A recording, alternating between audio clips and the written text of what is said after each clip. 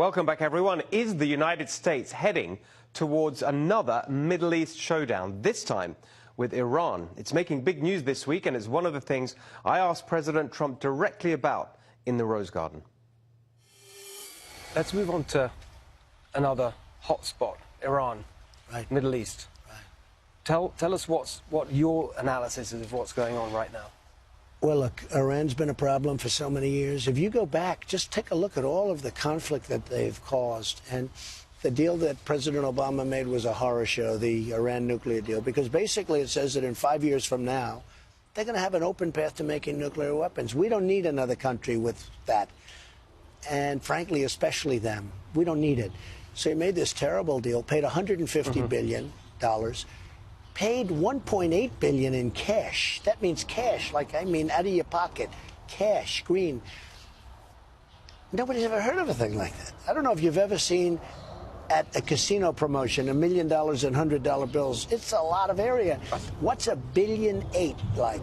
So he paid all of this money, made a terrible deal. We don't have good inspection rights. We weren't even allowed to inspect some of the most important sites, like military bases, certain things, where they would do it. Okay. The deal was terrible. When I first came to office, one of the first meetings I had was at the Pentagon with generals, and they were showing me the Middle East. And they had 14 or 15 sites where there was nothing but war, problems. Every single one of those sites was instigated by Iran. It was Iran military. It was people paid by Iran. It was just, you have no idea. It was just, I said, this is terrible. They were so strong. I ended the Iran nuclear deal.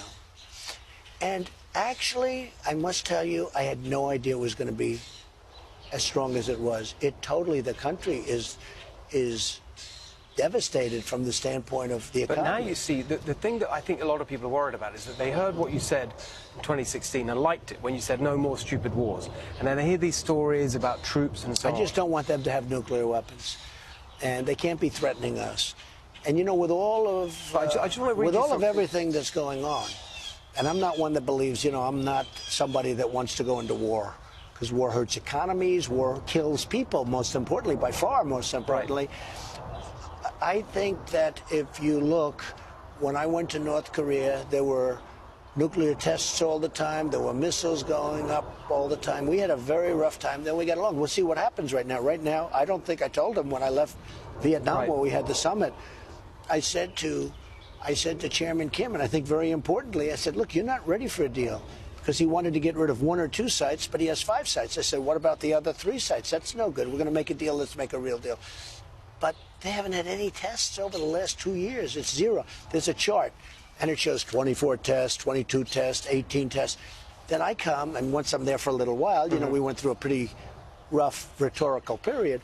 But once I'm there for a little while, no tests, no tests, no tests. So let's see what happens. So but you cannot let Iran have nuclear weapons. I want to read you something Lindsey Graham said. Okay. Your friend Lindsey Graham. Yes. He was in a magazine profile, and he reported on a conversation he had with you, and he said that you said to him, the trouble with you, Lindsey, is you want to invade everywhere except the places I want to invade. Well, so my question is, where does he want to invade? But more importantly, where do you want to invade? I want to invade, if I have to, economically. We've created a much stronger country economically than when I took it over. When I took it over, we were heading south. Our GDP would have been very negative.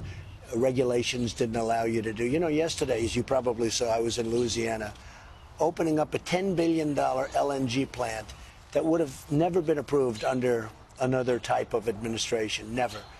And now you have 10,000 people working there, $10 billion they invested. We have tremendous power economically. If I can solve things economically, that's the way I want it. So you can reassure people you're not looking for some kind of conflict in Iran? Well, I'm the one that talks about these wars that are 19 years and people are just there. And don't kid yourself, you do have a military-industrial complex. They do like war. You know, in Syria with the caliphate. So I wipe out 100% of the caliphate. That doesn't mean you're not going to have these crazy people going around blowing up stores and blowing up things. These are seriously ill people. I don't want to say, oh, they're wiped out, you know, ISIS. But I wiped out 100% of the caliphate. I say I want to bring our troops back home. The place went crazy. They want to keep. You have people here in Washington. They never want to leave. I say, you know what I'll do? I'll leave a couple of hundred soldiers behind. But if it was up to them, they'd bring thousands of soldiers in. Someday people will explain it. Well, this is an example. You do have a group, and they call it the military-industrial complex. They never want to leave. They always want to fight. No, I don't want to fight. But you do have situations like Iran. You can't let them have nuclear weapons. You just can't let that happen. So that's an example, I think, of what people liked in 2016, where you didn't come over as a traditional Republican. No, but I haven't changed. And that. Well, take a look. That's what we talk about on our show, the popular. I just want to go through a couple of. I gave the generals. I said, go ahead. You got 1 year. See what you can do in Afghanistan. So they fight and fight and fight. But, you know, we've taken it way down in Afghanistan. I don't know if you've seen that, Steve. We've taken it way down. Now, it's a rough place. It's a bad place. A lot of bad things happen. The World Trade Center bombers were sort of, that's like the Harvard University of terrorism, okay?